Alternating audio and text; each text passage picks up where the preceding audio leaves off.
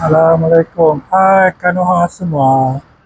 Kalau mau beli keropok datang ke sini ya. Memang di sini keropoknya lumayan. Waduh, baru dia belum masak. Ada dah masak. Nak beli RM5. RM5. Kau apa?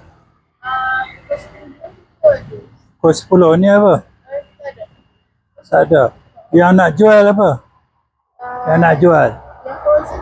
Mana?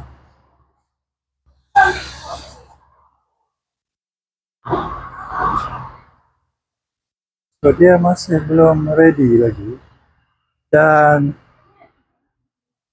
busy dengan telefon. Jadi ini dia sikap orang Malaysia. Tu orang Malaysia belum panas lagi pagi. Sedangkan Kanoha mau datang beli di sini. Okay, sorry Kanoha.